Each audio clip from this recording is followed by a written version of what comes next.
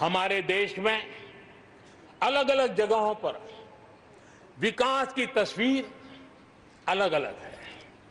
कुछ क्षेत्र बहुत आगे हैं, कुछ क्षेत्र बहुत पीछे हैं। ये असंतुलन आत्मनिर्भर भारत के सामने एक महत्वपूर्ण चुनौती मैं मान सकता हूं। और इसलिए जैसा मैंने प्रारंभ में कहा, 110 आकांक्षी जिलों पर हम बल दे रहे हैं, उसको विकास की बराबरी लाना चाहते हैं। हम विकास के इकोसिस्टम बनाना, कनेक्टिविटी को सुधारना, ये हमारी प्राथमिकता है। अब आप देखें, हिंदुस्तान का पश्चिमी भाग और हिंदुस्तान को मध्य से देखिए, हिंदुस्तान का पूर्वी भाग, पूर्वी उत्तर प्रदेश हो, बिहार हो, बंगाल हो, नॉर्थ ही हो, उड़ीसा हो, ये सारे हमारे क्षेत्र अपार संपदा है, प्राकृतिक संपदा के भंडार है। यहाँ के लोग सामर्थ्यवान है, शक्तिवान है, प्रतिभावान है, लेकिन अवसरों के अभाव में ये क्षेत्र हमारे असंतुलन रहा है। और इसलिए हमने अनेक नए कदम उठाए। ईस्टर्न डेडिकेटेड फ्रेट कॉरिडोर हो, पूर्व में गैस पाइपलाइन से जोड़ने की बात हो, नए रोड रेल का इंफ्रास्ट्रक्चर खड़ा करना हो, वहां नए पोर्ट बनाने हो, यानी एक प्रकार से पूरा डेवलपमेंट के लिए जो इंफ्रास्ट्रक्चर का खाका होना चाहिए, बड़ा होलिस्टिक तरीके से विकसित हम कर रहे हैं, ताकि हमारे क्षेत्र भी विकास की दिशा में। उसी प्रकार से लेह लद्दाख, करगिल, जम्मू कश्मीर, एक क्षेत्र, एक प्रकार से इस क्षेत्र को 1 वर्ष पूर्व 370 से आजादी मिल चुकी है। 1 साल पूरा हो चुका है। ये 1 साल जम्मू कश्मीर के एक नई विकास यात्रा का बड़ा महत्वपूर्ण पड़ाव है। ये 1 साल वहां महिलाओं को, दलितों को मूलभूत अधिकारों को देने वाला कालखंड रहा है। ये हमारे शरणार्थियों को गरिमापूर्ण जीवन का भी 1 साल रहा है।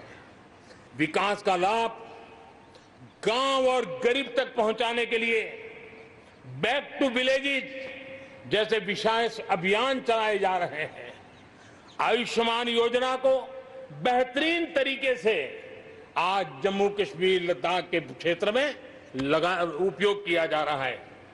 मेरे प्यारे देशवासियों, लोकतंत्र की मजबूती, लोकतंत्र की सच्ची ताकत हमारी चुनी हुई स्थानीय इकाइयों में है।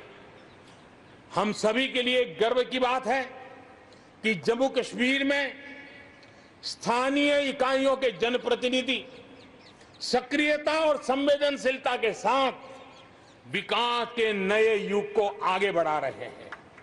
मैं उनके वहीं के सभी पंच सरपंचों को हृदय से बहुत बहुत बधाई देता हूं विकास यात्रा में उनकी सक्रिय भागीदारी के लिए।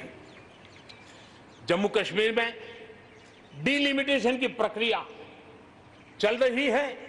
सुप्रीम कोर्ट के निवृत्त न्यायमूर्ति के नेतृत्व में डिलिमिटेशन का काम चल रहा है और जल्दी से डिलिमिटेशन का काम पूरा होते ही भविष्य में वहां चुनाव हो, जम्मू कश्मीर के एमएलए हो, जम्मू कश्मीर के मंत्रीगण हो, जम्मू कश्मीर के मुख्यमंत्रीगण हो, नई ऊर्जा के साथ विकास के मार्ग पर आगे बढ़े।